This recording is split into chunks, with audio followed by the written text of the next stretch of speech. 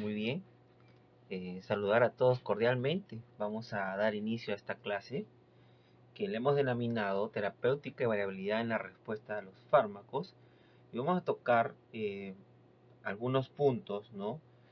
Recordar algunos puntos que son conocidos en relación a la terapéutica y a la variabilidad de la respuesta a los fármacos. Pero sobre todo vamos a explicar, vamos a enseñar acerca de algunos factores que pues digamos en los últimos tiempos están teniendo cada vez mayor evidencia y que son pertinentes para nuestra realidad, también para ustedes estudiantes hoy, pero que en unos años van a ser médicos y van a tener con certeza, eh, muy probablemente, ¿no? Estos factores ya insertados con mayor evidencia y con mayor praxis en la terapéutica médica.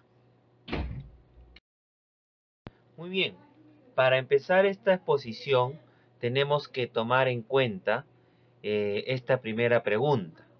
¿Cuál es el panorama de los medicamentos convencionales?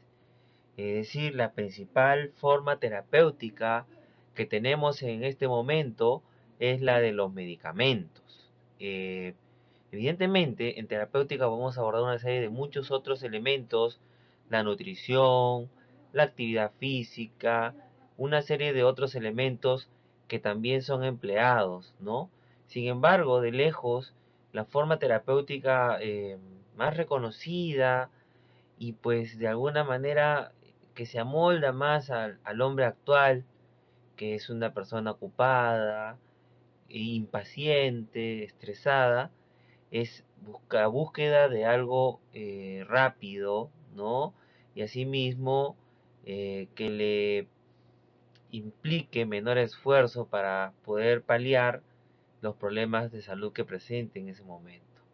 Muy bien, si esa es la fórmula, pues tenemos ya una experiencia reciente, científica, en relación a los medicamentos, y eso se refleja en la vasta lista de medicamentos que manejamos en la actualidad, que prácticamente hace imposible que una persona maneje y conozca todos los medicamentos que tenemos en la actualidad, ¿no? Por eso es que se aprenden bases y luego se tiene que tener al costado guías que permitan siempre estar revisando, repasando para poder intervenir. Hay cosas que sí, van a tener que estar siempre frescas en la memoria, aspectos relacionados a intervenciones inmediatas, pero para los casos, digamos, de mayor pausa, ¿no? Uno tiene que tomarse el análisis necesario antes de administrar un medicamento, ¿correcto? Muy bien, pero ¿cuál es la realidad de los medicamentos convencionales que utilizamos en la actualidad?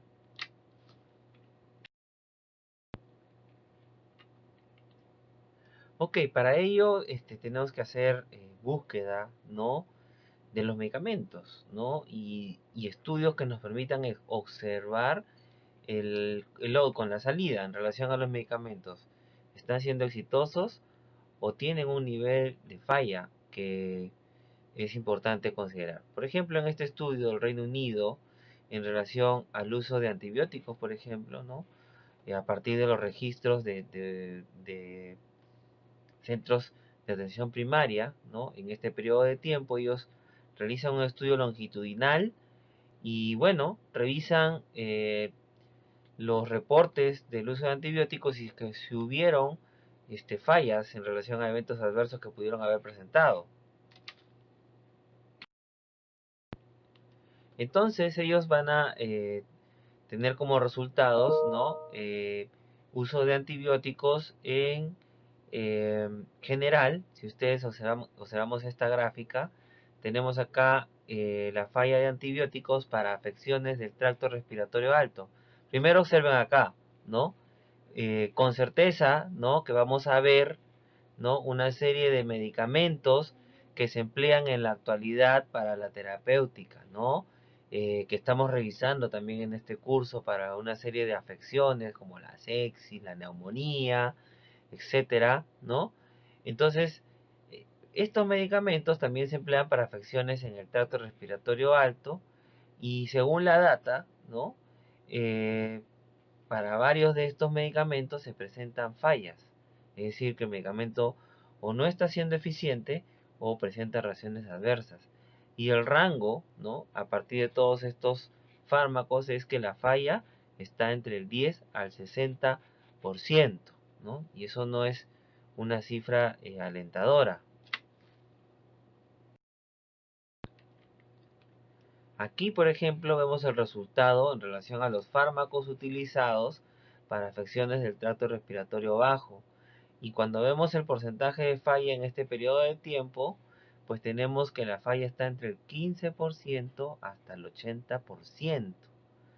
Entonces, lo que estamos viendo, ¿no? Es una realidad a partir de investigación, ¿no? De los medicamentos que estamos utilizando en la actualidad, ¿no? Solo que en este caso es un estudio que no se realizó acá en el Perú. Y bueno, esto ya no es un secreto para todos ustedes, ¿no? Pero se necesita, ¿no? Mayor impulso en la investigación en todas las áreas médicas, ¿no? Porque la medicina es una intervención científica, es un acto científico. Y bueno, nosotros lo hacemos así, haciendo uso de los conocimientos con los que contamos, pero la mayoría son conocimientos que han sido desarrollados en otras latitudes. Entonces ahí el mensaje de animarlos siempre a que realicen investigación, siempre está la oportunidad en el espacio en que se encuentren de realizar investigación y es necesaria. De hecho que es importante que una de las fortalezas en la formación del médico sanmartiniano es esa, ¿no? De darles capacidades, habilidades en investigación, porque es una necesidad también para el país. Muy bien, aquí también vamos a ver, por ejemplo, si seguimos revisando, ¿no? Y hacemos búsqueda de la situación de los medicamentos en los diferentes grupos farmacológicos, vamos a ver, por ejemplo, este otro grupo, ¿no? Hemos visto antibióticos. ¿Por qué antibióticos? Solo para tomar en cuenta, porque son medicamentos comunes, ¿no? Y los analgésicos son otros grupos de medicamentos comunes. Por ejemplo, los opioides, vamos a ver estos estudios. Este es un estudio en México, este es un estudio en Estados Unidos, ¿no? Pero en ambos casos se observan altas frecuencias, 72%, 80% de eventos adversos que presentaron los sujetos que fueron intervenidos con opioides, ¿no? Para el caso de este estudio mexicano, entre el 0.5 a 54.5%, y en el caso de los gringos, entre 9 a 52%, ¿no? Observen ustedes, ¿no? En ambos casos coinciden los efectos adversos que presentan, ¿no? Entonces eso también hace que haya validez en relación a estos resultados, ¿no? Porque estos ya son eventos adversos conocidos. ¿Cómo es en el Perú? No, ni siquiera de esto sabemos realmente cuánto es la frecuencia de eventos adversos por el uso de opioides, ¿no? Porque no tenemos farmacovigilancia activa y la pasiva que existe ya es hiper archipasiva.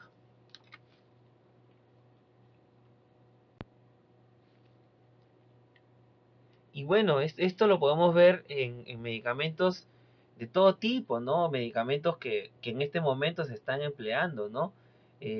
A propósito de la pandemia, ¿no? O sea, nosotros podemos ver que la falla de los medicamentos está presente constantemente, ¿no? Miren ustedes acá, por ejemplo, de este database del Uppsala Monitoring Center, ¿no?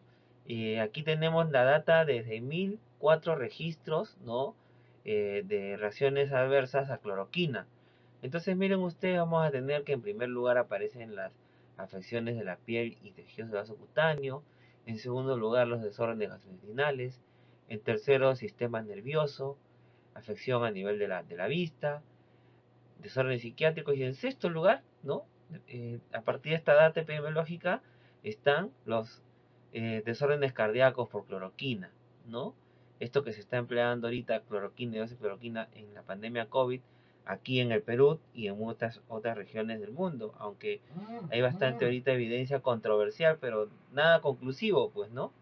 El hecho es que entre la no conclusión, se digamos, se habla bastante, ¿no? De que este medicamento produce muchos eventos adversos, y bueno, ¿y cuál no? Es la pregunta, ¿no? ¿Cuál medicamento no produce eventos adversos? O sea, yo reto a cualquiera que me diga, no, este medicamento produce poco, a ver, sácame la información.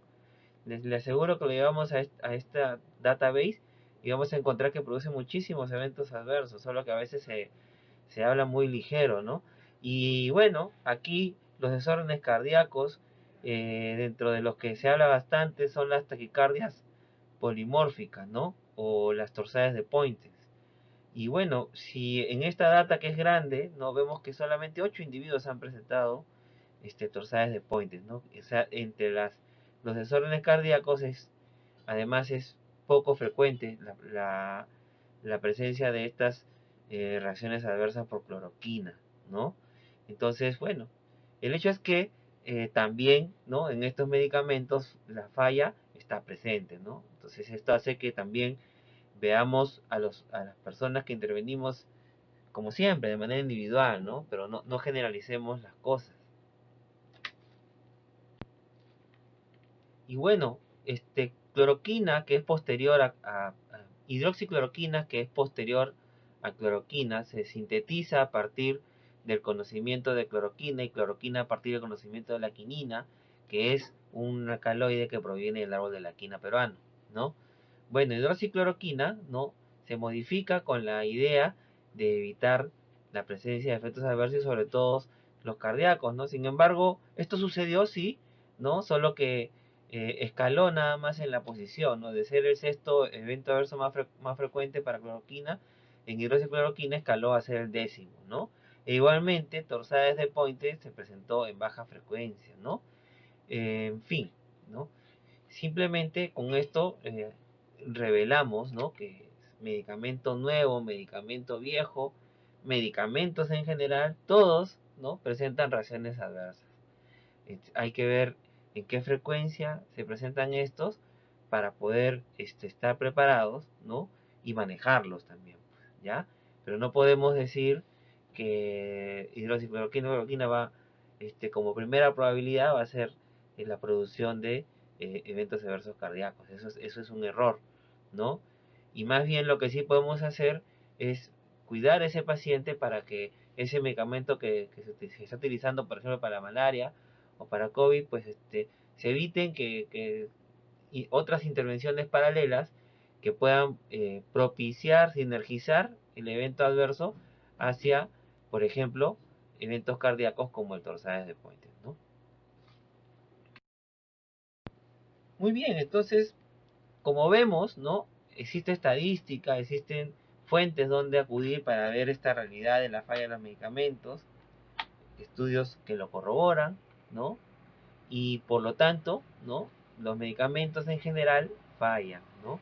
Entonces, ¿qué significa? Que algunos pacientes, estos medicamentos estarán muy bien, les irá muy bien, les causará los efectos por los cuales se han aplicado, seguramente les causará algunos efectos adversos también, y si estos efectos adversos son muy negativos, pues harán que el paciente no los tolere y entonces estarán dentro del grupo de pacientes en el cual el tratamiento falla rotundamente, ¿no?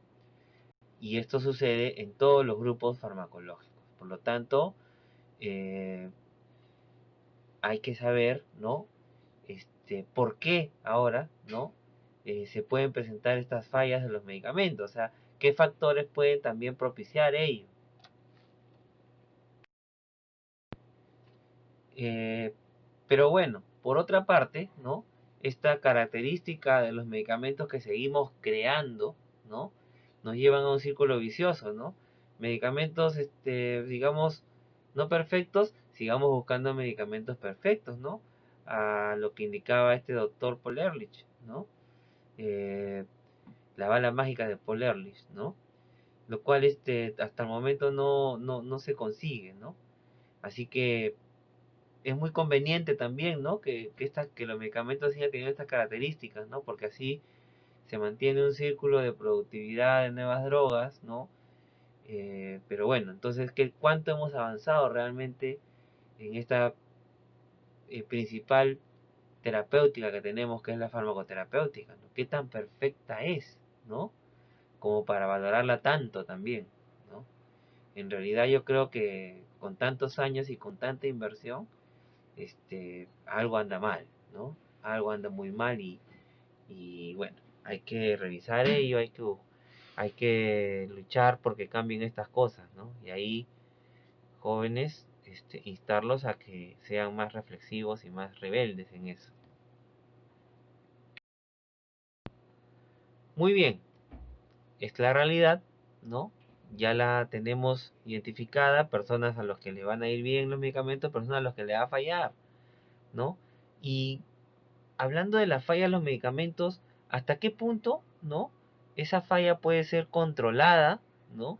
O puede ser identificado las razones por las cuales los medicamentos están fallando y quizás puedan ser recuperados o puedan ser optimizados, ¿no? Y sean exitosos. Ahí es donde viene el concepto de la variabilidad de la respuesta a fármacos. Bien, vamos a ver. Miren hasta dónde llegó la ampicilina a pH 2, hasta 14, ¿no? Pero cuando pasamos a la ampicilina a pH 3, ¿no? De 14 baja a menos de 7, o sea, prácticamente menos de la mitad del fármaco por la vía oral llegó a absorberse, ¿no? Ya sabemos por qué en el caso 2 se concentra tanto, se eleva tanto, no es por la enfermedad.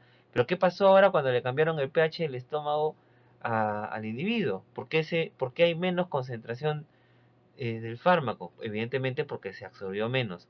¿Y qué pasó? ¿Qué cambió? El pH, ¿no? Entonces ahí, por ejemplo, esto aplica muy bien en la terapéutica, incluye también una buena prescripción médica, pues, ¿no? Y en la prescripción médica muchas veces, doctor, ¿con alimentos o sin alimentos, no? Acá tienen un ejemplo, ¿no? Evidentemente, este, el pH 3.5 es la expresión de un estómago, ¿no? Con mayor acidez, y esto se da cuando hay alimentos, por ejemplo, ¿no? Entonces, ampicilina, por ejemplo, no debe darse con alimentos, debe darse eh, eh, 2 horas antes, ¿no? Media hora antes o 2 horas después de la ingesta alimentaria, ¿no? Entonces, esas características, ¿no? Algunos medicamentos lo tienen, otros no lo tienen, eso va a depender del pK de la molécula. Entonces aquí simplemente era la variabilidad de la respuesta al fármaco sería, ¿no?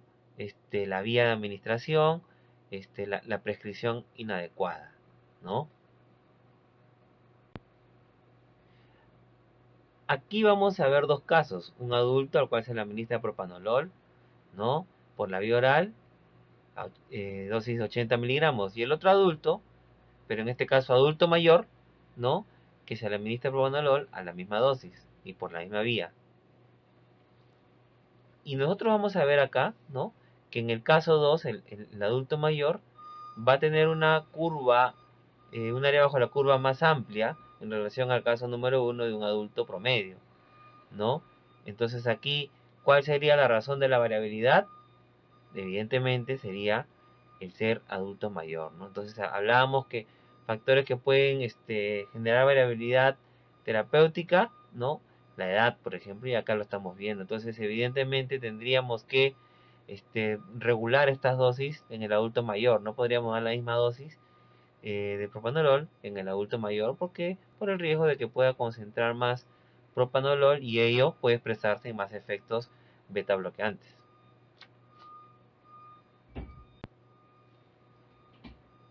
Aquí lo que vemos, ¿no? Es el adulto al cual se le administra propanolol 80 miligramos y vemos acá a otro adulto al cual se le administra propanolol, pero la diferencia es que este adulto tiene enfermedad renal.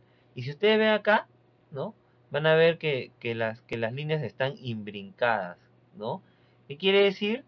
Que en este caso la patología no afecta en nada, ¿no? Al medicamento, ¿no? Entonces, por ejemplo, ¿no? Aquí no había ningún problema con la enfermedad, ¿no? Entonces, por lo tanto, no todas las enfermedades van a generar variabilidad en la respuesta a los fármacos. Eso va a ser para cada caso, ¿no? Y todos esos detalles ustedes tienen que aprender.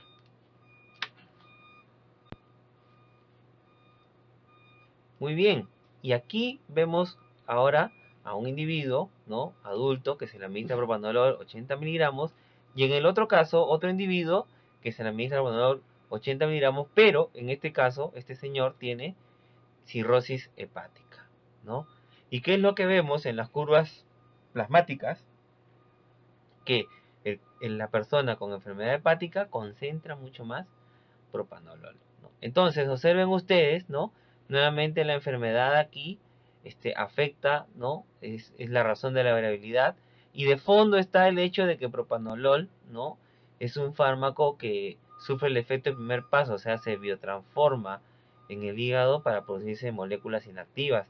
Entonces, si el hígado no está en buen funcionamiento, entonces no hay nada que detenga a propanolol y se estará concentrando altamente. Evidentemente los eventos adversos estarán a flor de piel, pues en este caso, ¿no?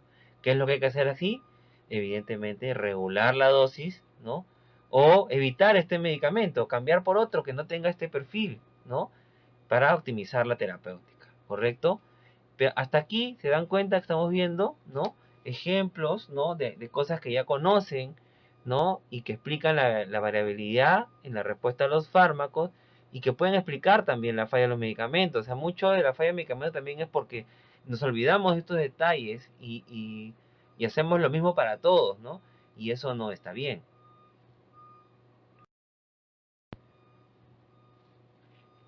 Y la conclusión de todo esto nos lo reflejan en los libros de terapéutica, ¿no? Y nos presentan la conclusión de que existen personas respondedoras y personas no respondedoras a los medicamentos y nos presentan todos los factores que debemos controlar, ¿no? O debemos considerar, ¿no? Cuando estamos dando un medicamento para reducir la variabilidad, ¿no? Hemos dado varios ejemplos, la función gastrointestinal, ¿no? La edad, ¿no? El adulto mayor, ¿sí? Enfermedad, una serie de varios factores que podríamos dar uno por uno ejemplos con tantos medicamentos que tenemos en la actualidad. Entonces lo primero es aprenderse esto, ¿ya? Para entender la variabilidad de la respuesta a fármacos. Cuando se agota esto, ¿no? Cuando hemos hecho el análisis, ¿no? Y ya tenemos controlado todos estos parámetros para la prescripción y para regular y dar la dosificación más adecuada, ¿no? Si a pesar de ello, ¿no? Volvemos a tener una, una respuesta adversa, una falla, ¿no? Volvemos a tener una persona no respondedora, a pesar de haber tomado en consideración todos estos aspectos y haber descartado o haber intervenido para controlar cada uno de estos, sigue sucediendo lo mismo, sigue habiendo variabilidad. Bueno, entonces a partir de aquí vamos a empezar a explicar aquellos factores que también hay evidencia más actual en este momento, hay más evidencia acumulada y robusta que ya en la actualidad permite ser utilizada y considerada para entender la variabilidad de respuesta de fármacos y con esto mejorar nuestra terapéutica, nuestra farmacoterapéutica. Y ahí, ¿no? Es lo que vengo a hablar en esta siguiente parte y que sería, ¿no? Lo relacionado a la genómica, a nuestro genoma. Muy bien, en el año 2002 y luego 2003 se publica la conclusión del proyecto Genoma Humano, que arrancó en el año formalmente de 1991, pero que inició en el año de 1960. Bueno, ahí hay una serie de conclusiones importantes de cantidad de genes, etcétera, pero el hecho, ¿no? Es que a partir del reconocimiento de toda la extensión del genoma, ¿no? Eh, se concluye en que el genoma está implicado, ¿no? Que debe estar implicado en las enfermedades comunes y también se concluye que también debe estar implicado en la respuesta a los fármacos, por lo tanto, ¿no? Y conociendo ya la extensión del genoma y conociendo que hay una cantidad de material genético que se estaría asociando a estos aspectos, ¿no? Esa cantidad es el 0.1% del material genómico, que corresponde a 3 por 10 elevado a las 6 billones de pares de bases, ¿no? Billones de pares de ATGC, ATGC, ATGC, ATGC, ¿no? Distribuidas en todo el genoma, ¿no? En todo el genoma, ¿ya? Bueno, esto salió, ¿no? Estas son las conclusiones y ahí mismo, ¿no? Ahí mismo, seguidamente, en el año 2003 también, eh, inmediato que sale la publicación del genoma humano en Nature, New England Journal of Medicine publican este paper en el cual analizan, ¿no?, la respuesta a los fármacos, ¿no?, a partir de determinantes poligénicos, ¿no? Y aquí es donde empiezan a hablar de la farmacogenémica, de la presencia de polimorfismos que influyen en la respuesta a los fármacos, y de variantes genéticas, por lo tanto, presentes, ¿no? Esas variantes que son básicamente las mutaciones, ¿no?, presentes en genes que regulan la expresión de proteínas que están implicadas en los procesos de farmacocinética y de farmacodinámica de los fármacos, ¿no? Por ejemplo, aquí en esta gráfica se observa, ¿no? En esta gráfica observamos, ¿no?, el ejemplo de enzimas del metabolismo de fármacos y la presencia de variantes. Por ejemplo, si la persona en su genotipo no presenta mutaciones, pues esta es la curva del área bajo la curva que tendría. Pero cuando la persona presenta de forma heterocigota la presencia de una variante genética, una mutación, vamos a encontrar que la área bajo la curva se va a incrementar. Y cuando la persona presenta de forma homocigota las variantes genéticas, las mutaciones, vamos a ver que la concentración plasmática en el área bajo la curva se va a elevar mucho más, ¿no?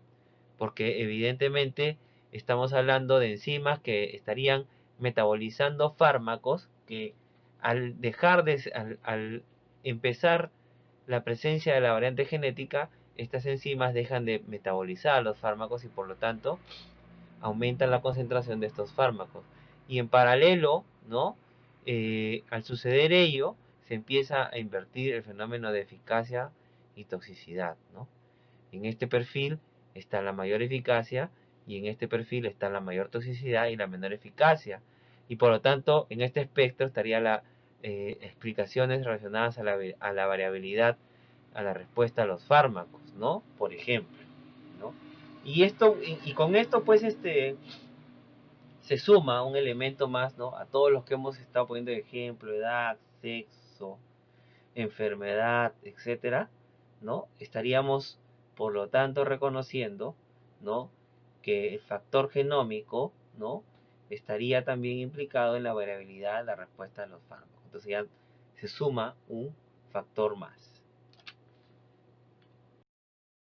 Y eso se terminó por reconocer en la primera edición, en la edición del año 2006 de los libros de farmacología. Empezaron por ello a empezar a incluir, ¿no?, capítulos de farmacogenómica, ¿no?, y empezaron a dar más importancia a la constitución genética por ello, ¿no? Es lo que trata de expresar esta gráfica del libro de Guman de farmacología y terapéutica, ¿no? Y bueno, estas variantes genéticas que tenemos presentes en nuestro genoma, ¿no?, son responsables de la variabilidad, no solo de la respuesta a fármacos, sino de una serie de varios otros aspectos, ¿no? Pero estas variaciones, ¿no?, están, digamos, presentes en lo que llamamos mutaciones o polimorfismos, ¿no?, que son de diversos tipos, de polimorfismos de cambio de una base, de microsatélites, de inserciones y de elecciones, entre otras, ¿no? Cuando hablamos de cambio de una base, es el cambio de una C por una A, por ejemplo, ¿no?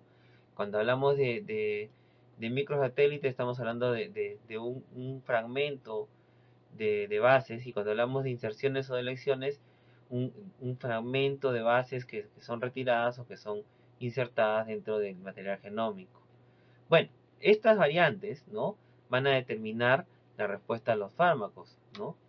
Y entonces ahí vamos a hablar de genes, ¿no?, que ya son conocidos en este momento, ¿no? Ya hay evidencia acumulada y que son conocidos, que median ciertas respuestas a los fármacos, ¿no? Por ejemplo, en el caso del ondansetron, ¿no? El ondansetron es un antiemético, ¿correcto? O sea, se utiliza para evitar la emesis en pacientes con cáncer, por ejemplo, ¿no?, coadyuvante en la quimioterapia. ¿Y qué pasa? Que hay algunas personas que en vez de que reduzca las náuseas y los vómitos, más bien produce todo lo contrario. Y ello se relaciona a un gen que es el ABCB1 o el gen también denominado MDR1 de Multidrug Resistant 1.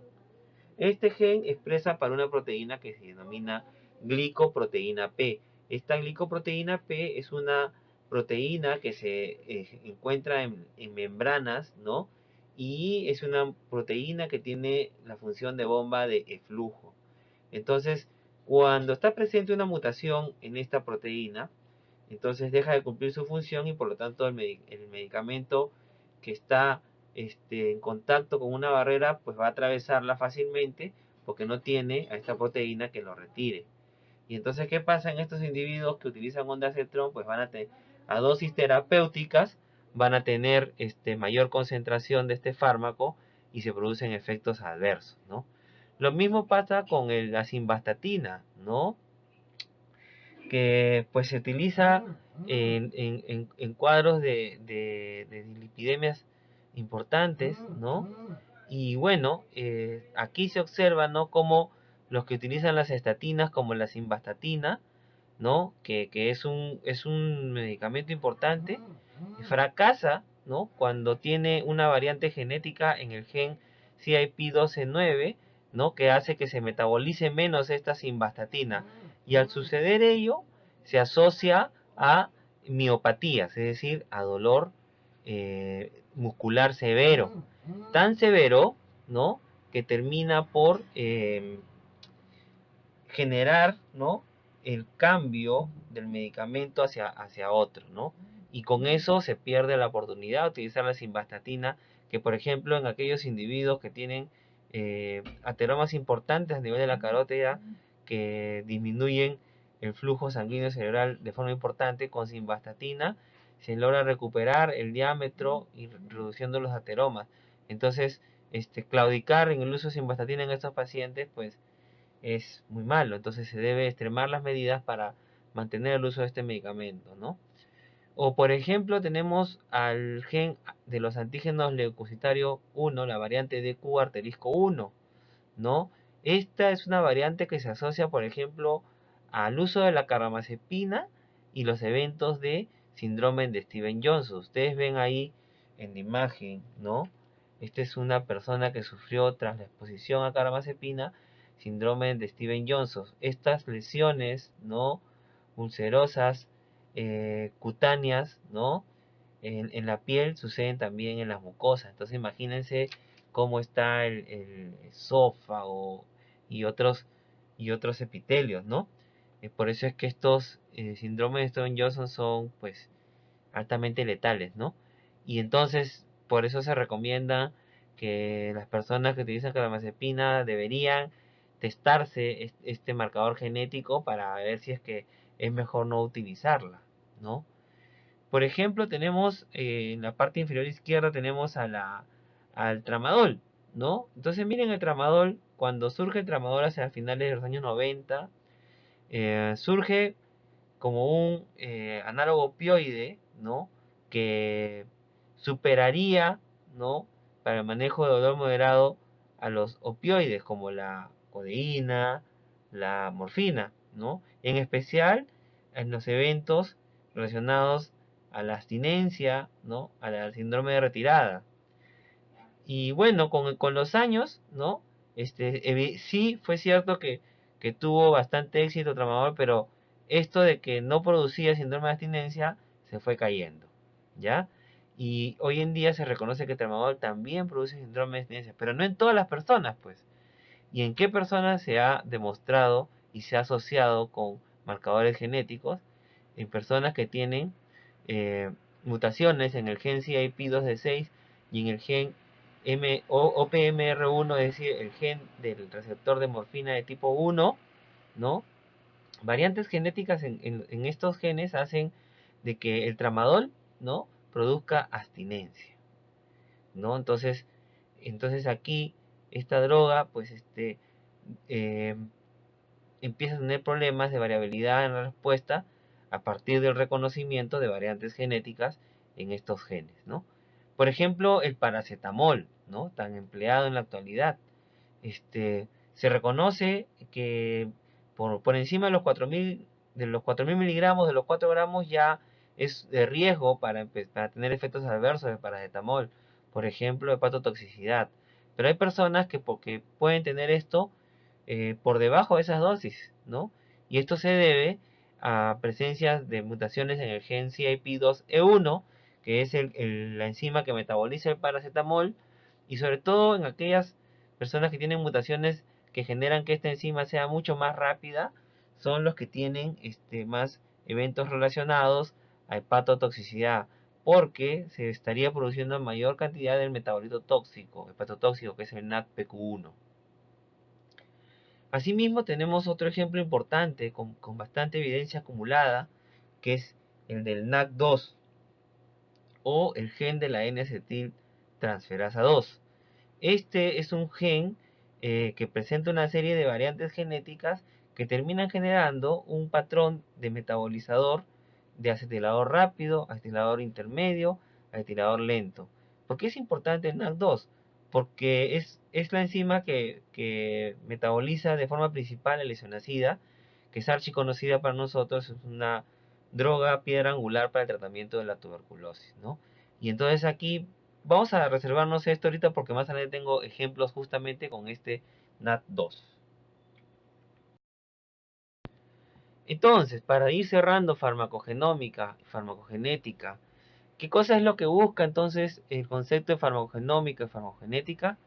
Lo que busca es el uso de un medicamento correcto, en una dosis correcta, para la persona correcta y sobre todo en el momento correcto. Esto se puede hacer, ¿no?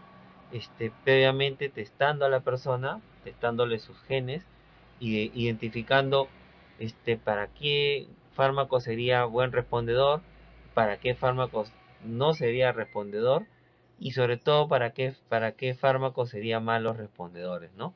Y así optimizaríamos definitivamente la farmacoterapéutica, ¿no? Y dejaríamos de practicar lo que hacemos en la actualidad, aunque tenemos mucho conocimiento, finalmente seguimos yendo ciertamente a ciegas frente al paciente.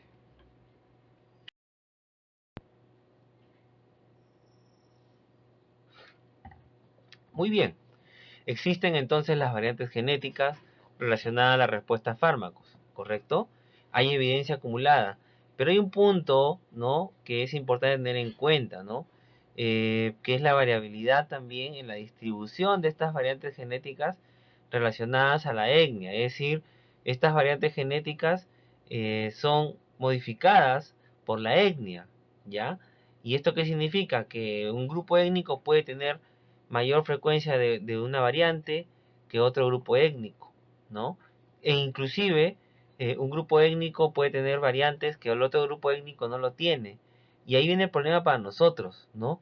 Porque lo que se conoce de evidencia acumulada hasta este momento es a partir de los grupos étnicos que han sido estudiados, ¿no? Y principalmente se ha estudiado europeos, americanos, hasta africanos. Y entonces ahí hay un tema de investigación importante que debemos realizar para poder ponernos en tono y poder hacer uso de este conocimiento en la terapéutica médica. De alguna manera se está avanzando, por lo menos acá en el lado peruano se está avanzando, ¿no? Aquí tenemos un centro de genética en la Facultad y Biología Molecular que viene trabajando desde hace muchos años en el estudio genético de las poblaciones peruanas, y ya hay estudios importantes, publicaciones serias que han demostrado nuestra descendencia étnica nativa americana, o sea, no somos europeos, no somos chinos, no somos norteamericanos tampoco. También hay estudios latinoamericanos en los cuales se ha demostrado ya marcadores genéticos relacionados a la respuesta a fármacos como el NAC2 que les indicaba, ¿no? Este es un estudio del 2007, ¿no?, en el cual incluyeron algunas poblaciones peruanas, ¿no?, poquitas, pero por lo menos incluyeron 3, en las cuales ya se iba demostrando, ¿no?, que las principales variantes genéticas que se presentan para el gen NAC2 son aquellas relacionadas al acetilador rápido. Esto se vuelve a corroborar en este otro estudio, en el cual se amplía la muestra, se incluyen otras poblaciones, ¿no? Y bueno, acá también hemos participado. Y se vuelve a demostrar la presencia de variantes genéticas, que son todas estas que están acá, ¿no? Y las que están acá también. Y ya estos son los haplotipos y estos son los genotipos, ¿ya? Se demuestran la presencia de variantes genéticas que van a generar un tipo de acetilador rápido sobre todo. Y además acá también en el estudio se demuestra cómo la altitud empieza a influir en la presencia de ciertas variantes genéticas, ¿no? Entonces ya empezamos a ver que en el Perú, además de la etnia, influyen también otros parámetros, ¿no? Miren, ¿qué pasa con el NAC2? ¿No? Vamos a ver a la isoniazida. Isoniazida, ¿no? Cuando pasa por el hígado, va a sufrir el efecto de la N-acetiltransferasa. Y entonces se convierte en N-acetil-isoniazida. Esta es una molécula inactiva ya, ¿correcto? Esta N-acetil-isoniazida por hidrólisis puede pasar a acetilhidracina, ¿correcto? Y bueno, de acetilhidracina, por la misma enzima NAC2, se convierte en diacetilhidracina y así se va a eliminar, excretar por las vías urinarias. Pero ¿qué pasa? De esta acetilhidracina, por acción de la enzima 2E1, puede convertirse en un radical que puede producir efecto hepatotóxico. Entonces, una ruta de la hepatotoxicidad por NAC2. Por lo tanto, si yo llego hasta acá y la función del NAC2 es, digamos, disminuida a razón de una variante genética, entonces habrá mayor expresión de esta vía enzimática, ¿no? Y entonces empezarán a formar más radicales que producen eh, eh, hepatotoxicidad, ¿no? Por otra parte, ¿no? Si acá, igualmente si acá esta enzima empieza a trabajar menos, ¿no? A causa de una variante genética, entonces será una acetilación lenta. Y entonces la vía de la hidrólisis estará siendo más funcional, ¿no? Y se convertirá en hidracina, que esta es hepatotóxica también.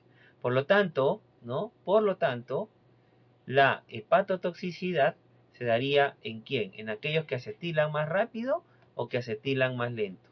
La respuesta es en aquellos que acetilan más lento.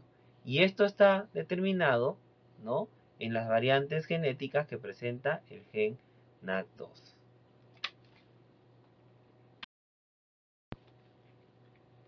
Estudios, ¿no? Que han demostrado ya la relación, ¿no? Por lo tanto, de las variantes genéticas para el acetilador lento, ¿no?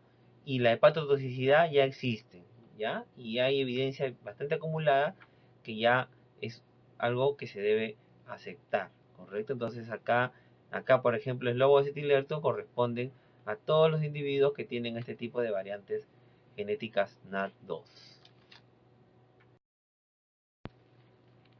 Y en el otro lado de la moneda estarían aquellos individuos, ¿no? Que acetilan más rápido, ¿no? Y entonces esto está siendo más, digamos, importante la parte aplicativa de esto en relación a la eficacia de la isoniazida, ¿no? Si ustedes recuerdan su clase de tuberculosis, ¿no? Las dosis de isoniazida son dosis estándares para todas las personas, ¿no? Y lo que vemos acá, ¿no? Es un escalonamiento de dosis en humanos, ¿no? Y se observa acá, ¿no? Que para obtener una actividad bactericida temprana en la isoniazida, se debe tener un área bajo la curva al infinito de mayor o igual a 10.52 microgramos mililitros por hora, ¿correcto? Entonces, aquí tenemos individuos, ¿no? Que se les genotipó y que corresponden a individuos slow, o sea, acetiladores lentos. Y acá tenemos individuos que tienen una variante que, digamos que son heterocigotos, por lo tanto son intermedios, fase slow. Y acá tenemos individuos que tienen variantes que determinan fast to fast, o sea, acetiladores rápidos, ¿no? Si nosotros vemos a 5 miligramos por kilogramo, ¿no? Es la dosis estándar para todas las personas que van a utilizar isoniazida, ¿no? Y vemos acá que cuando la persona es acetilador lento, ¿no? No llega a 10, sino llega a 21, o sea, prácticamente el doble. Entonces, esto significa toxicidad definitivamente, ¿no? Cuando vemos el intermedio, vemos también que se incrementa. Pero cuando vemos el rápido, ¿no? Vemos que nunca llega a 10. Entonces, ¿qué significa?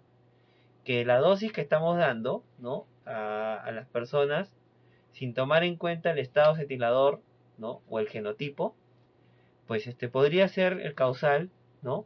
De que estemos dando dosificaciones subóptimas, sobre todo para los acetiladores rápidos. Y por eso, ¿no? Y este es un estudio de 2014 que luego se ha replicado en el año 2018, ¿no? Que bueno, no lo he traído, pero creo que lo voy a subir para la lectura.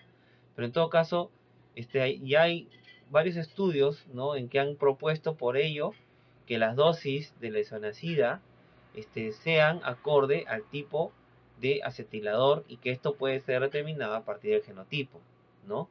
Y entonces, por ejemplo, en este estudio probaron, ¿no? Para el acetilador lento, slow acetylator, esta dosis de isoniazida.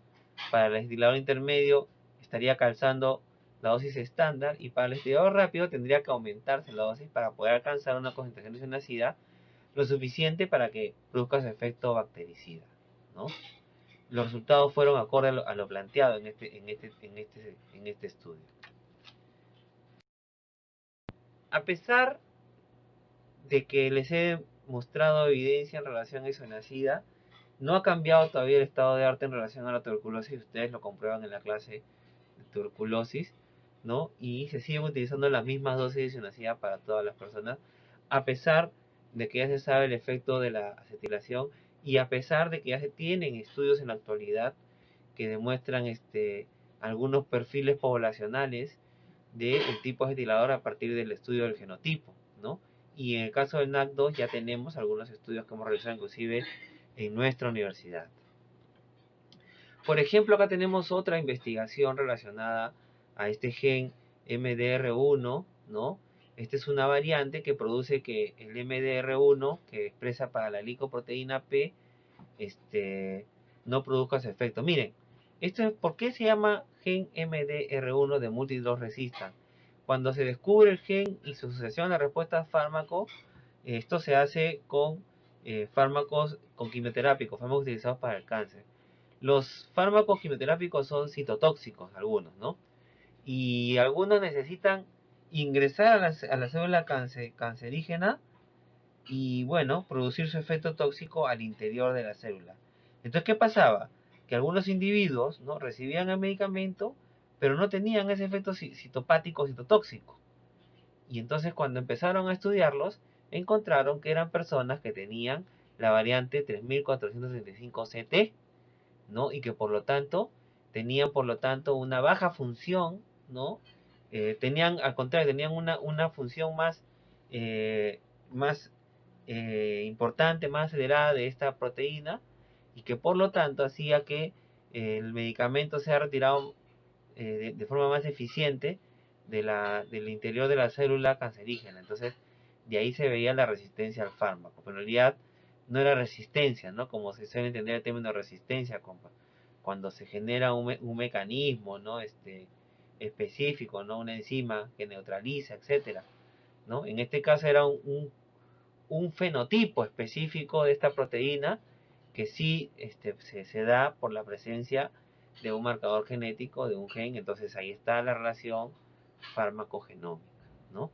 Aquí un estudio también que hemos realizado nosotros en nuestra facultad, en parcería con colegas de la Universidad de Sao Paulo en Brasil, en el cual se observa el perfil poblacional de este marcador genético con complicancias de respuesta a fármacos como los quimioterápicos y muchas otras drogas, ¿no? O sea, solamente para que vean la implicancia, ¿no? Por ejemplo, esta proteína PIP, ¿no? Que la codifica este gen MDR1, por ejemplo, todos conocen la loperamida. La loperamida es un antidiarreico, es un opioide antidiarreico, y se utiliza por sus efectos antidiarreicos opiáceos periféricos, ¿no? Es decir, a nivel intestinal.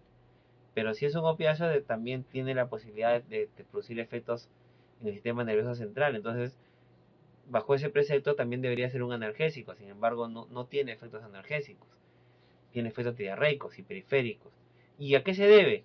A esta glicoproteína P, ¿no? Al gen que la expresa, que es el MDR1, ¿no? Que evita que la loperamida tenga más facilidad para entrar al sistema nervioso central, ¿no? Y por ello que sus efectos centrales son prácticamente nulos, ¿no?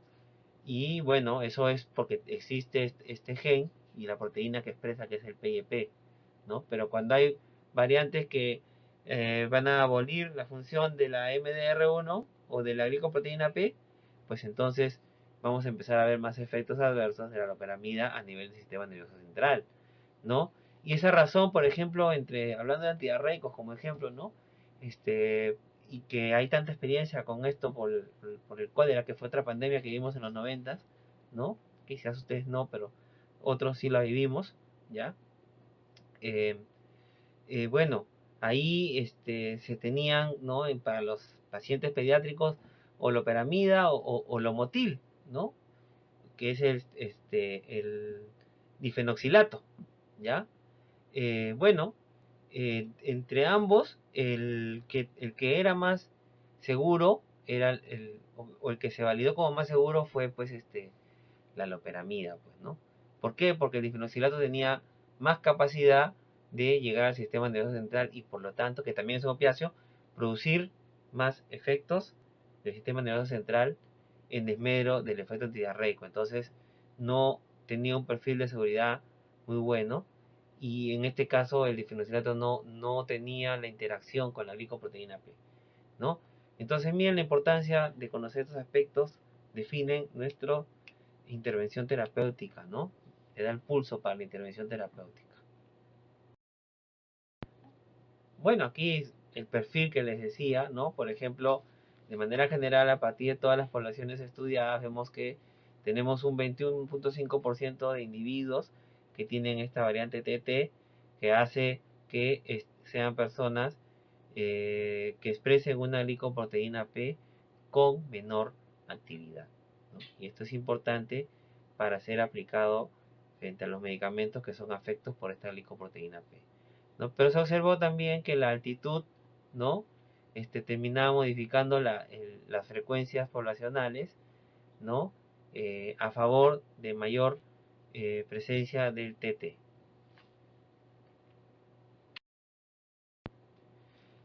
Y en ese sentido, bueno, aquí en nuestra facultad estamos avanzando con estos estudios de farmacogenética porque queremos ponernos en tono para lo que viene ahorita que les voy a mostrar, ¿no? Estar listos para aplicar ya las guías clínicas farmacogenéticas que existen en la actualidad, ¿no? ¿Cómo aplicamos guías clínicas si no tenemos todavía una plataforma ni nos conocemos farmacogenéticamente hablando, no nos conocemos? Entonces, es lo que estamos avanzando. Esto es solamente para que vean algunos estudios que estamos realizando en relación a marcadores genéticos relacionados a los fármacos. Voy a pasar, nos va a ganar el tiempo, ¿no? Estos son resultados generales para que ustedes vean cómo para varias enzimas del metabolismo de fármaco, proteínas transportadoras de fármacos como el gen del ABCD1 o MDR1 que expresa para el PIP o el OCT, ¿no? Uno que es un gen que codifica para otras proteínas de transporte de fármaco, por ejemplo, este está relacionado al transporte de la metformina, ¿no? Enzimas relacionadas a algunos fármacos antihipertensivos como la angiotensina, la enzima convertidora de angiotensina, el receptor de angiotensina, el receptor de mineralocorticoides, son genes, ¿no?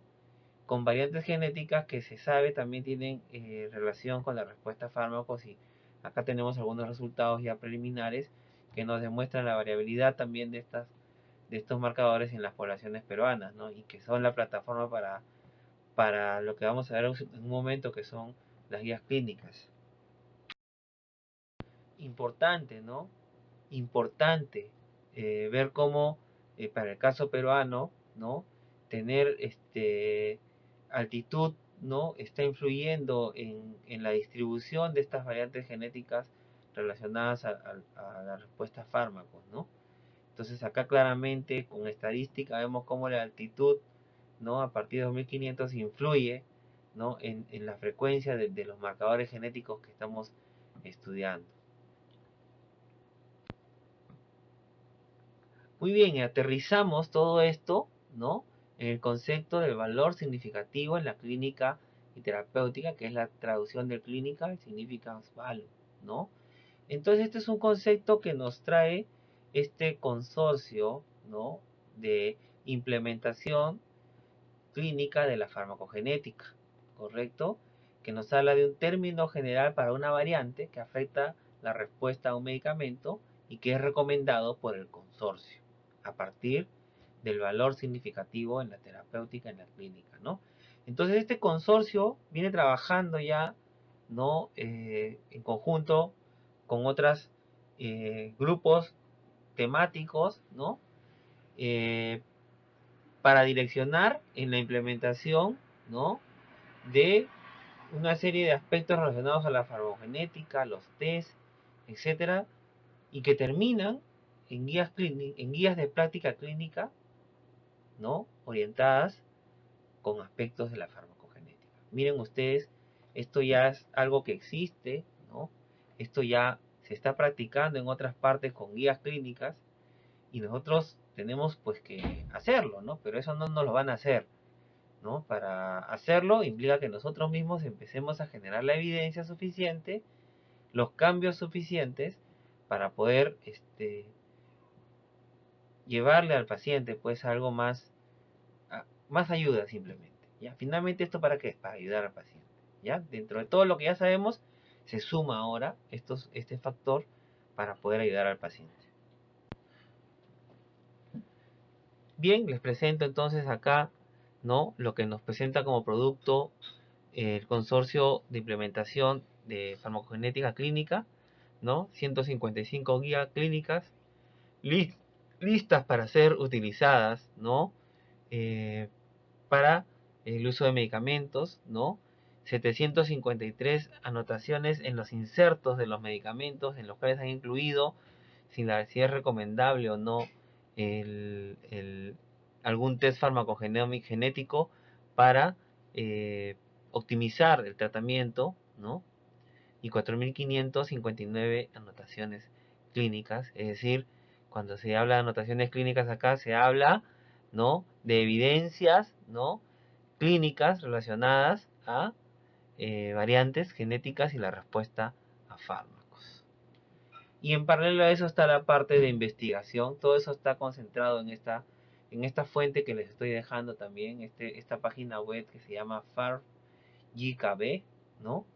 Que es importante que la conozcan, ¿no? En investigación, ¿no? Están ya con 149 vías identificadas, ¿no? Y 66 VIPs, ¿no? O Very Important Pharmacogenes, ¿no? Y miren, en investigación, 23.867.000 variantes. Imagínense, esto es demasiado grande, ¿no? Y hay que prepararnos porque esto ya está pasando. Desde que hay guías clínicas, quiere decir que hay bastante evidencia acumulada. Por ejemplo, veamos el gen CYP2D6, que es un gen archiconocido por todos, presente a nivel del hígado, ¿no? Es una de las isoformas de la familia citocromo P450. En esta parte vemos la representación del gen. Entonces es un gen complejo, ¿correcto? Que tiene, y esa complejidad le va a dar una serie de variantes genéticas que están acá en diferentes colorcitos, ¿no? El hecho es que esas variantes genéticas, ¿no? Van a terminar, ¿no? Generando la expresión de 4 posibilidades, ¿ya? Una es que una persona pueda hacer a partir de estas variantes metabolizador lento, otra podría ser metabolizador intermedio, otra metabolizador rápido y otra metabolizador ultra rápido. Es decir, que la enzima 2D6 trabaje de manera lenta, trabaje de manera intermedia, rápida o ultra rápida, ¿no? Es decir, entre todos nosotros van a haber personas que van a metabolizar por CYP2D6 lento, otro grupo será intermedio, otro grupo será rápido, otro grupo será ultra rápido. Pero ¿cuál es la pregunta, ¿no? Eso es lo que no sabemos cuando damos un medicamento sin tener claro un diagnóstico, un test genético relacionado a esto, ¿no? Así que por ello la parte epidemiológica es importante saber los perfiles poblacionales para por lo menos intervenir tomando en cuenta ello, ¿no? Muy, muy importante si es que tienes en el individuo ese resultado, por lo menos. Pero si no, por lo menos poblacional, ¿no? eso también ayuda bastante, ¿ya? Ok, y miren ustedes acá, ¿no? Hablemos del 2D6 y la implicancia en los medicamentos. Entonces miren acá este estudio, mira, 2004, ¿ah? ¿No? Miren ustedes todos los medicamentos, ¿no? Que el CYP2D6 metaboliza, ¿no? Y miren ustedes, ¿no? A partir de las dosis que son administradas en los pacientes se observa que finalmente, ¿no? Y esto con estos medicamentos empleados en psiquiatría, los antidepresivos, antipsicóticos, es bastante frecuente, ¿no? Entonces se ven diferentes dosis, ¿no? Y cuando se le hace el cross con el tipo de metabolizador que es, ¿no? Entonces se entiende por qué se han dado diferentes dosis, ¿no? Porque van de la mano del tipo de metabolizador. Evidentemente todos estos fármacos sufren el efecto del CYP2D6. Mira acá, los antidepresivos tricíclicos, ¿ya? Que están presentes, la nortriptilina, la amitriptilina, ¿no? Tómenlo en cuenta ahorita y miren las dosis para un metabolizador pobre, un metabolizador intermedio, un metabolizador rápido y un metabolizador ultra rápido, ¿no? Entonces vamos a ver por qué se da eso, ¿no? Así podemos hablar de una serie de otros genes relacionados a medicamentos, ¿no? El 12-9 también presenta variantes. Algunos genes pueden tener muchas variantes, como el 2D6. El 12-9 tiene menos variantes, pero termina generando el mismo patrón, un metabolizador normal, un metabolizador intermedio y un metabolizador lento. Y llegamos a este ejemplo, ¿no? Una guía clínica, ¿no? Para el 2D6, ¿no? Para la dosificación de los antidepresivos tricíclicos, ¿no? Pero en esta guía clínica nos presentan la implementación, ¿no? Con el 2D6 y el 2,6 y 9. ¿Por qué? Porque los medicamentos normalmente pues son afectados por, si hablamos del metabolismo, por una enzima, pero no necesariamente por una, sino por dos, a veces por tres, a veces por cuatro. Y las que están más relacionadas al metabolismo de los antidepresivos tricíclicos son la enzima 2D6 y la enzima CYP1219, ¿no? Y en esta guía clínica te lo consolidan todo ello. Y te empiezan a explicar, pues, ¿no? O sea, te llevan paso por paso, ¿no? Por ejemplo, acá te explican la vía metabólica de la metililina, ¿no? Y ahí vemos exactamente, bueno, entonces ya sé el rol del CYP269 y el rol del CYP2D6, ¿no? El CYP2D6 va a terminar hidroxilando y produciendo un metabolito activo que es la 10-hidroxiamitriptilina. En cambio, el CYP219 va a desmetilar y va a producir notriptilina, que también es un metabolito activo, pero también es un fármaco antidepresivo tricíclico aislado, ¿no? Luego, por acción del 2D6, la nortriptilina se hidroxila y se convierte en 10-hidroxinortriptilina. Estos también son metabolitos activos, ¿no? Y estas son las principales vías, ¿no? De pathway, ¿no? De la amitriptilina y la nortriptilina. Por lo tanto, amitriptilina y nortriptilina, ¿no? Para ambas son importantes el 2D6, ¿no? Y amitriptilina se convierte en un profármaco por acción del 2,6,19 y se convierte en nortriptilina, que también es activa. Entonces aquí te empiezan a presentar, ¿no? La relación de estas enzimas y los metabolitos que van a presentar, ¿no? Eh, en relación a las drogas antidepresivas tricíclicas, ¿no? Entonces, por ejemplo, acá 12,9 te va a generar nortriptilina para la metriptilina, para la clopipramina va a generar desmetilclopipramina, para doxepina va a generar desmetildoxepina, y así se va a ir relatando cada uno. Y acá la indicación de monitoreo fármaco terapéutico, ¿no? Entonces, ¿qué debería monitorizar para el caso? ¿Qué debo monitorizar, por ejemplo, para el caso de amitriptilina? Debo monitorizar en sangre amitriptilina y nortriptilina por varias razones, ¿no? Porque eh, cuando tomo amitriptilina voy a tener dos posibles metabolitos, nortriptilina y 10-hidroxiamitriptilina. Entonces debería monitorizar estos para vigilar, pues, ¿no? Vigilar algún desenlace negativo.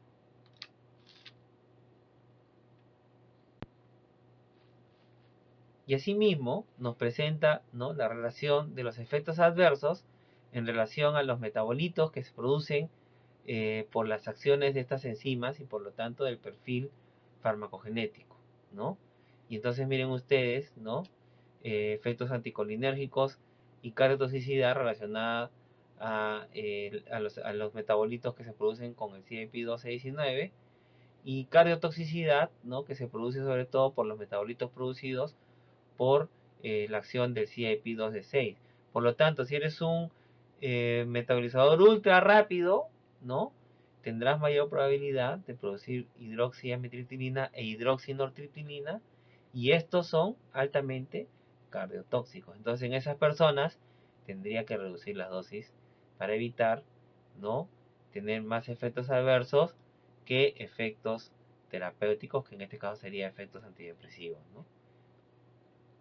Bueno, estos son cosas importantes, ¿no? Que si no tomamos en cuenta, pues podemos generar daño también en los pacientes, ¿no?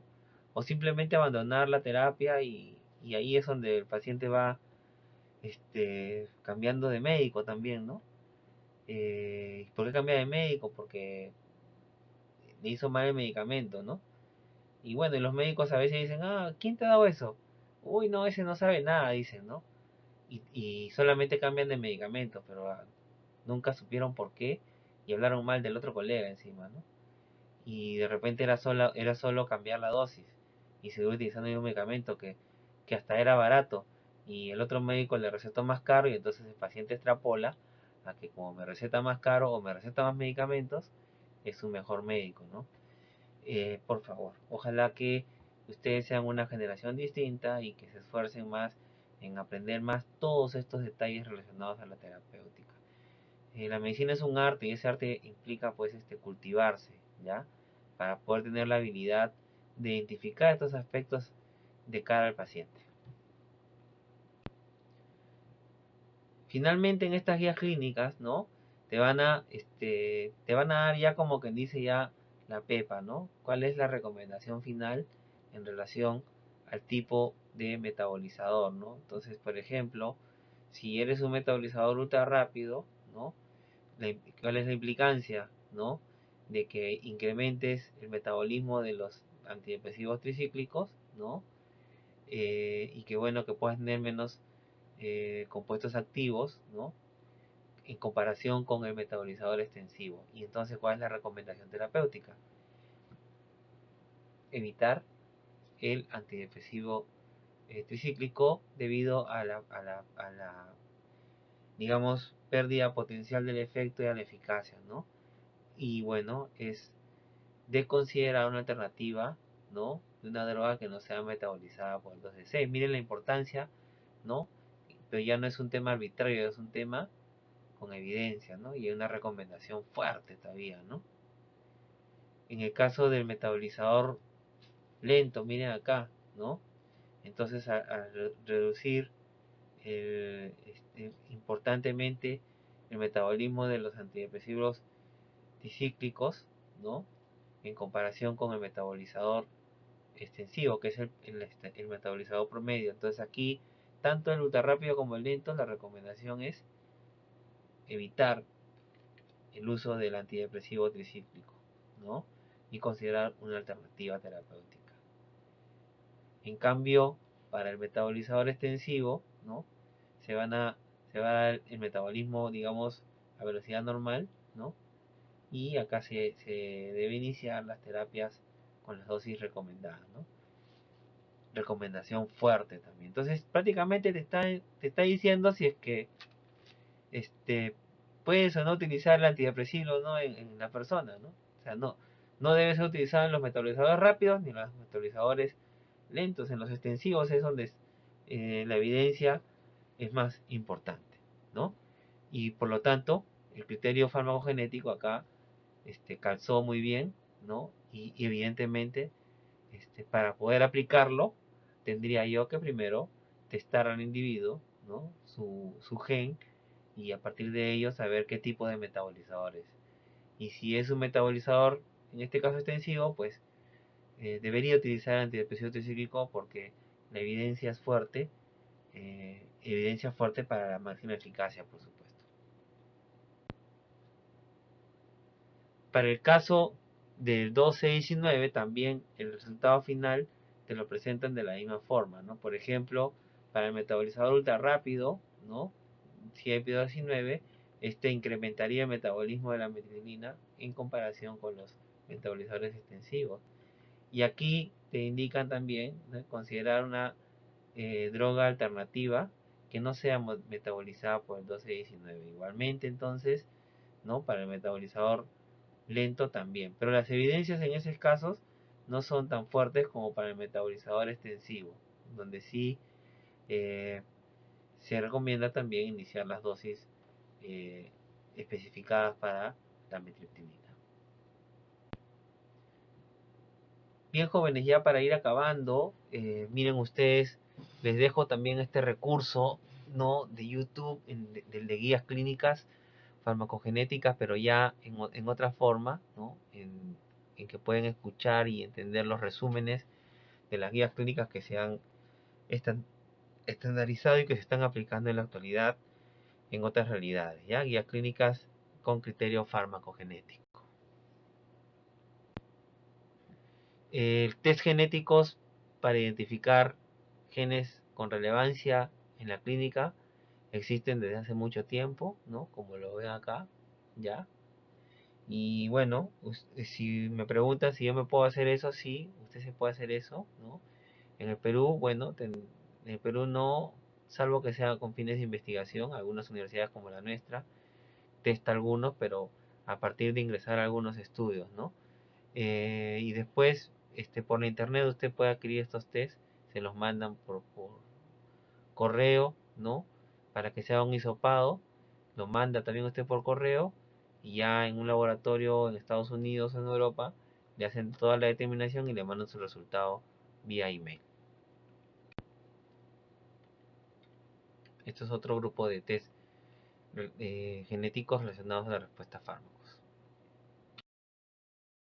Bien, vamos con la penúltima, que sería, ya hemos visto cómo la farmacogenética puede influir, ¿correcto? Y bueno, la siguiente pregunta es, ¿y la altitud?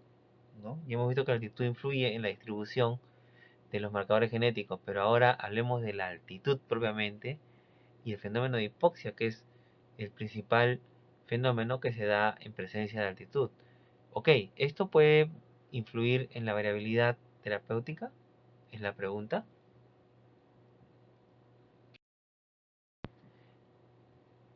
Entonces, esto también es más rebelde, ¿no? Porque no vamos a encontrar que en los textos de terapéutica y de farmacología, no vamos a encontrar, más bien dicho, ¿no?, a la altitud como un factor que influye en la variabilidad en la respuesta a fármacos, ¿no?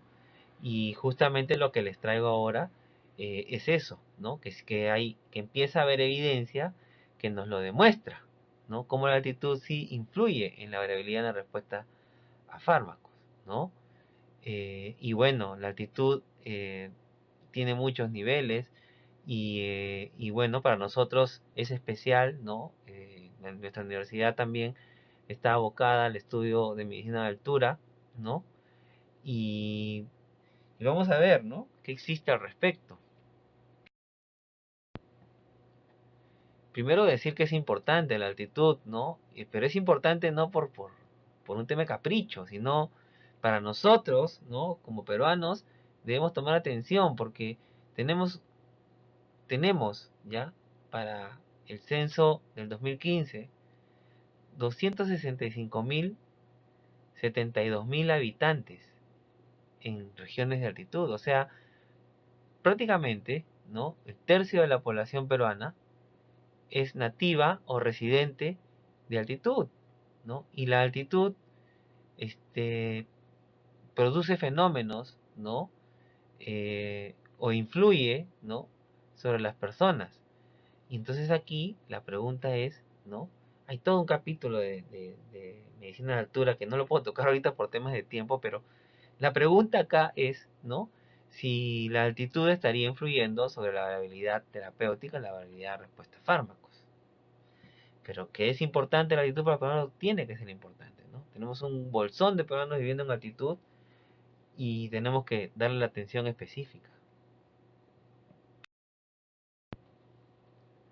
Bien, en primera instancia vamos a encontrar evidencias in vitro y en animales de experimentación que demuestran, ¿no?, que la hipoxia influye en la farmacocinética y en la farmacodinamia de los medicamentos. Entonces así estos estudios han demostrado, ¿no?, que la hipoxia disminuye la filtración glomerular renal.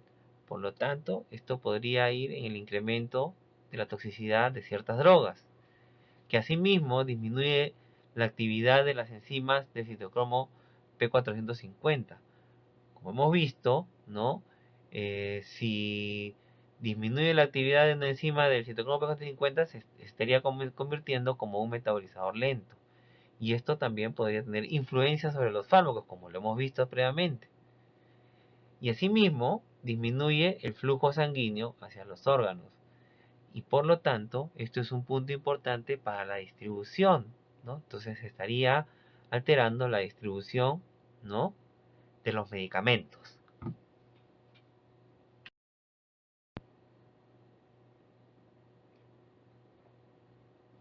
Entonces, miren, específicamente, ¿no?, se observa que la altitud, la hipoxia, por ejemplo, disminuye la actividad de la enzima 1A2, de la enzima 2D6 y aumenta, y de la enzima NAC2 la disminuye, ¿no?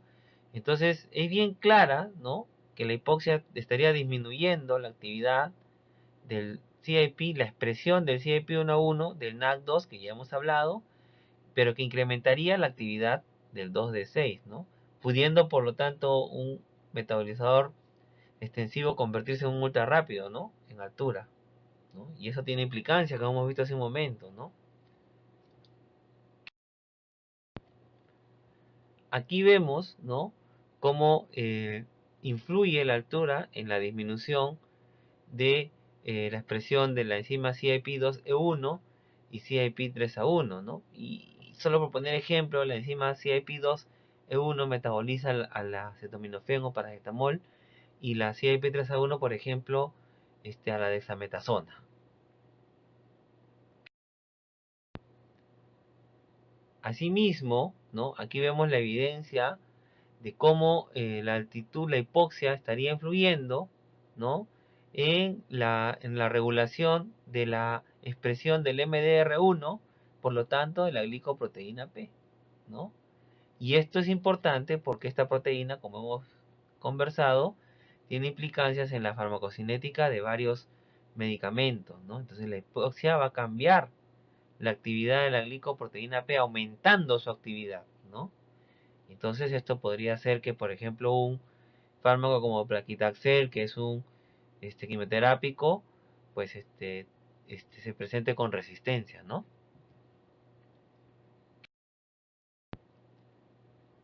Aquí vemos, ¿no?, en relación a estudios en animales, cómo la hipoxia y la altitud estaría influyendo en el aumento de la concentración plasmática, por ejemplo acá, del propanolol, ¿no? Al inicio lo vimos, ¿no?, cómo aumentaba el propanolol en un adulto mayor y cómo aumentaba sobre todo en un paciente con insuficiencia hepática o cirrosis hepática.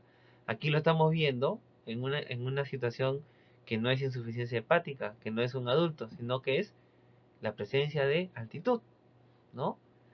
Y bueno, también se observa acá, ¿no?, porque es un estudio experimental en el cual se observa un grupo a nivel del mar y otro grupo a nivel de altitud, y se observa, ¿no? Miren ustedes, el área bajo la curva prácticamente es 7, 8 veces más en la altitud, ¿no? Y entonces, ¿qué tendría que pasar?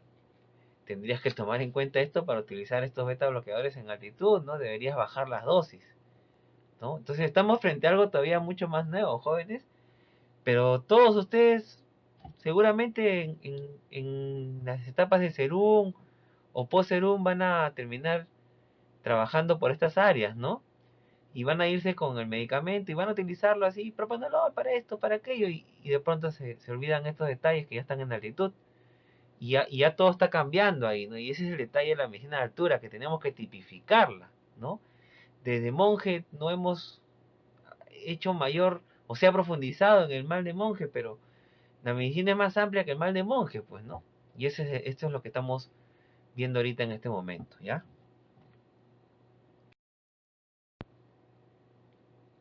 Y bien, pasamos a evidencias en humanos, ¿no? Evidencia de cómo la hipoxia y la altitud puede influir ya está, digamos, hay bastante estudio que demuestra cómo la hipoxia y la altitud influye en una serie de parámetros fisiológicos que conocemos, pero en esta revisión, ¿no?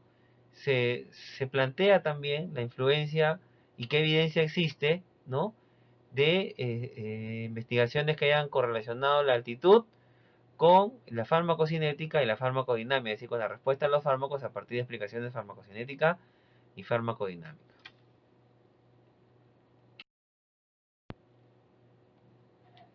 Entonces, por ejemplo, en este estudio, ¿no? Realizado en poblaciones que viven en altitud, ¿no? Como en Han, ¿no? Y en Tibetan, ¿no? Los tibetianos. Por ejemplo, aquí se ha probado la lidocaína, ¿no? Evidentemente la población de LA-Han es la nivel del mar, ¿no? Y las otras son poblaciones de altitud, ¿ya? Y bueno, en conclusión, ¿no? Vemos ahí que lo que pasa en altitud con lidocaína es que aumenta su concentración, disminuye su excreción, aumenta la distribución en órganos y sistemas y por lo tanto aumenta el efecto de la lidocaína. Entonces, por lo tanto, cambió por lo tanto todo el perfil farmacológico de la lidocaína y eso puede generar por lo tanto la altitud variabilidad en la respuesta de la lidocaína.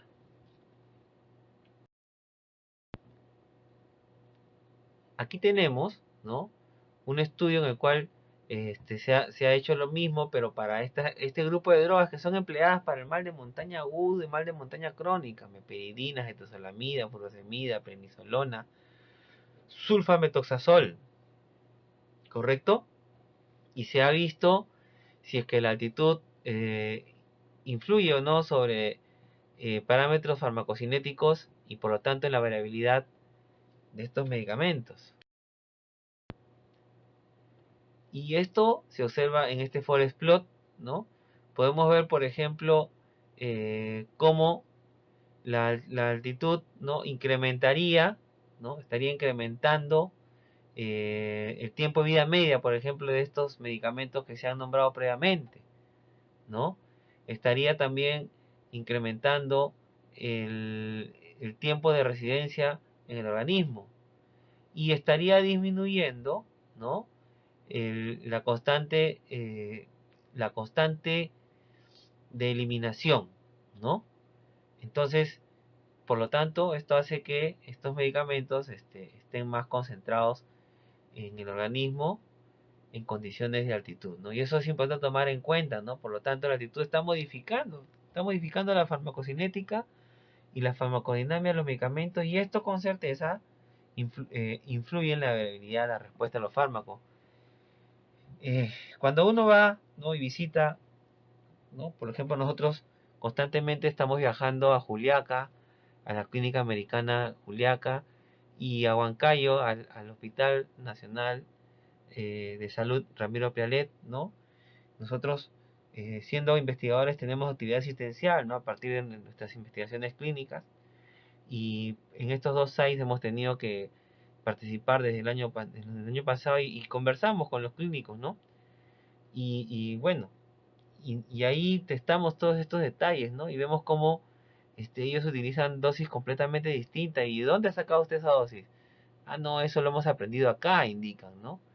Porque usted busca en el libro y no cuadra. Entonces, empiezan ellos a practicar un ensayo-error, ¿no? Y la falta de generación de evidencia hace que eso que ellos están haciendo constantemente no se convierta en conocimiento, ¿no? Entonces, hay todo un terreno libre ahí para generar evidencia, evidentemente, en medicina de altura en el Perú, ¿no? En general. Bueno, por lo tanto, ¿no? Con estas evidencias que hemos presentado, hay mucho más, por supuesto, ¿ya? Podemos responder que la altitud sí, ¿no? Es un factor que influye en la variabilidad terapéutica, en la variabilidad de la respuesta al fármaco, y por lo tanto puede sumar al grupo de los no respondedores, ¿no? Y podría también ya incluirse, ¿no? En este grupo de factores endógenos y exógenos, ¿no? Que influyen en la variabilidad terapéutica, en la variabilidad farmacoterapéutica, ¿no? Solo que aún no ha sido considerado en los textos de farmacología terapéutica. Entonces, eh, para el caso de ustedes ya están por encima de cualquiera, ¿no? Al haber recibido este tipo de enseñanzas. Finalmente, jóvenes, ¿no? Disculpen la extensión, pero había que comprimir esto para poder brindárselos. ¿Será que el medicamento podría explicar la variabilidad en la respuesta terapéutica? Entonces hablamos ahora solo del medicamento. Y esto lo traemos como importante a raíz de que en nuestra realidad hay bastante discusión actual respecto a los fármacos y los genéricos y los de marca. Y en la misma población, no, yo no compro genéricos porque no sirven. No, el de marca es mejor. Y podría ser verdad, ¿no? Pero demuéstrelo primero, ¿no? En principio, un genérico es un medicamento que es una copia del medicamento innovador, del medicamento que tiene la patente, ¿ya? Y bueno, y que la patente ya caducó y que por eso ya puede copiarse, ¿no? Sucede más o menos después de 15, 20 años, ¿ya? Entonces es una copia, pues, es un medicamento copia de una patente, ¿no? Que ha sido comercializada y que es buena, por supuesto, ¿no?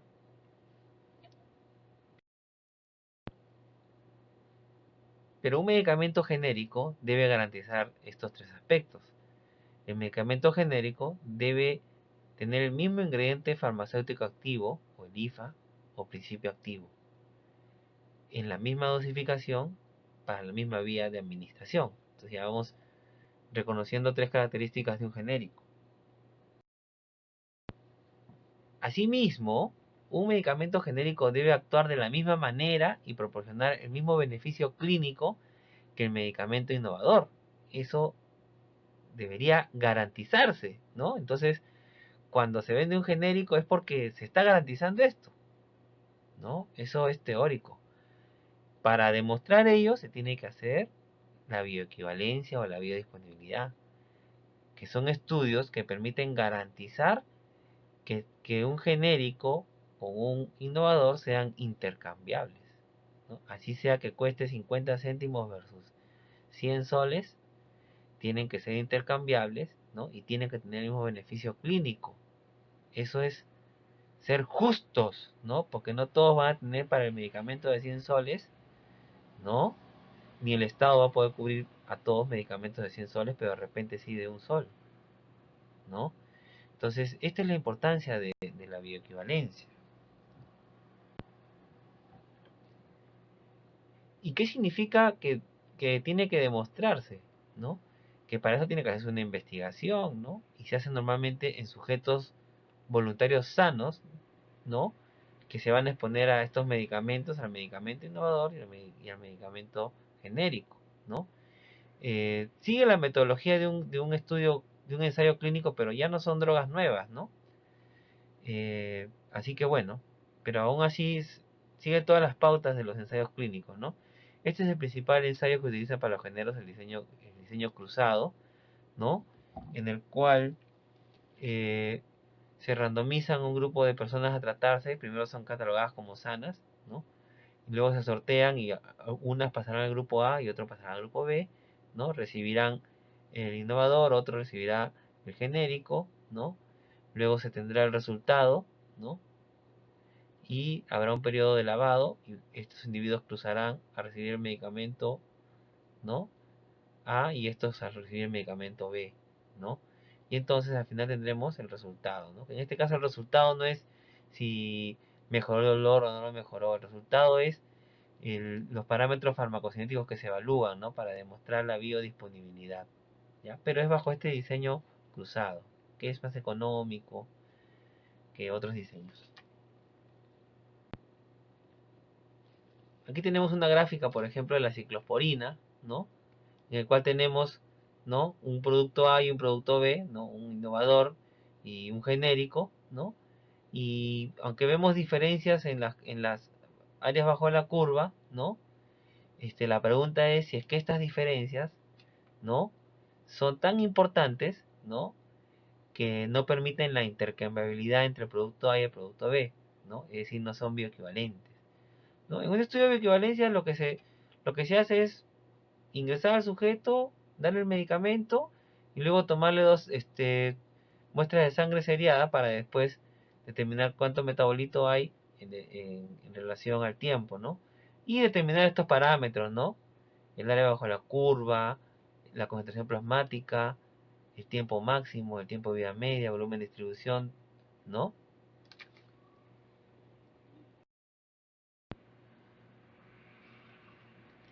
Pero de lejos, ¿no? Los parámetros farmacocinéticos clínicos que determinan la bioequivalencia son el área bajo la curva y la concentración plasmática máxima, ¿no? En base a esto se hacen unos cálculos matemáticos que me van a determinar un porcentaje, ¿no? Que debería estar en este rango, entre el 80 y el 120%, ¿no? Para saber si el medicamento es biodisponible, ¿no? Si se pasa, no lo es. Si se pasa para este lado, tampoco lo es. Tiene que calzar en este rango para decir que es bioequivalente. Bueno, pues, ¿no?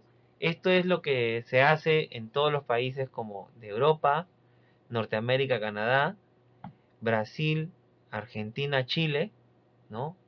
Colombia, y los estados, ¿no? Obligan, ¿no? Por ley, ¿no? Si tú quieres vender genéricos, tienes que someterte a las reglas del juego y eso significa que la industria tiene que asegurar la intercambiabilidad y tendría que hacer todo esto que les he mostrado, es decir, hacer los estudios de bioequivalencia.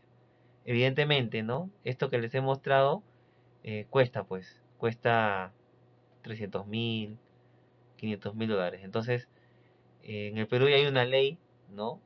Para los genéricos, pero todavía no tiene el impulso necesario para asegurar que la población tenga genéricos de calidad, ¿no? Entonces, la pregunta, si ustedes me preguntan, y entonces, doctor, en este momento tenemos genéricos, no, la verdad es que no tenemos porque no se han hecho los estudios de bioequivalencia, ¿no? Entonces, ¿qué son? Son copias de marca nomás. Eso es lo que tenemos en la actualidad, ¿ya? Y mientras el Estado no presione en ello, pues simplemente podríamos tener también en consideración, ¿no? Que el medicamento, la calidad del medicamento puede influir en la variabilidad farmacoterapéutica, ¿no? Y creo que en eso cada uno de ustedes ya tiene sus propias experiencias, ¿no? En haber utilizado el medicamento A y el mismo medicamento, pero en una forma B, ¿no? Y tener mejores resultados. O peores también. Miren ustedes, ¿no? Los estudios de equivalencia existen y bueno, la importancia de publicarlos, ¿no? O sea, yo digo, si una casa farmacéutica promueve un estudio de equivalencia y sale que su producto es bioequivalente, pues con más razón lo publico, ¿no? Eso le da más prestigio a su producto, ¿no? Aquí, por ejemplo, la bioequivalencia de tramadol, ¿no? Un estudio en brasileños, ¿no? Y los resultados, evidentemente, ¿no? Este, demuestran la biodisponibilidad, la intercambiabilidad del producto, test y el producto en referencia, ¿no? Acá tenemos otro estudio para la metformina en el cual también, ¿no? Se demuestra la bioequivalencia, la intercambiabilidad y por lo tanto el producto, ¿no? Entra en competencia frente al glucofágeno, que es el innovador. Aquí tenemos para el caso de ibuprofenos, ¿no? igualmente el producto de referencia entra en intercambiabilidad y por lo tanto cumple toda la normatividad para ser comercializado en el país, en este caso nórdico. Y bueno, en el Perú, como les decía, ¿no? Hay una ley que ya fue promulgada, ¿no? Y un reglamento que está siempre cuestionándose, ¿no? El hecho es que no hay un impulso todavía grande, ¿no? Y estos son los dos únicos estudios que existen de bioequivalencia en el Perú en este momento, en vivo. El primero es uno que realizamos aquí en nuestra facultad, ¿no? Pero que lo hicimos en conejos, ¿no? O sea, lo hicimos experimental preclínico y demostramos la biodisponibilidad del sulfametoxazol, entre un medicamento referente. Y este es un estudio del ibuprofeno, ¿no? Tabletas de ibuprofeno. Este sí se hizo en humanos por el grupo de la gente del INS, ¿no? No hay más estudios en el momento, ¿no? De hecho que estamos con unos convenios en marcha con el INS, con el mismo grupo que ven ahí, porque de alguna manera, ¿no? Están identificados los núcleos donde ya han avanzado algo más en bioequivalencia, ¿no? Pero bueno, en fin, falta un poquito más de voluntad para esto. Y bueno, importante para la temática que hemos tratado el día de hoy. Conclusiones. Numerosos factores conocidos explican la debilidad en la respuesta a los medicamentos, edad, enfermedad, pH gástrico, entre otros. Nuevos factores con reciente evidencia científica pueden influir en la respuesta y la variabilidad de los efectos de los medicamentos, tales como la altura y la hipoxia, como hemos mostrado, la genómica y la farmacogenómica, como lo hemos revelado, y la calidad de los medicamentos, la bioequivalencia, como hemos explicado. Entonces, eso sería todo, jóvenes. Se les agradece por tomar atención en estos temas que, bueno, se hacen transversales a todos los tópicos que previamente han estudiado en este curso de terapéutica. Muchas gracias y que todo vaya muy bien.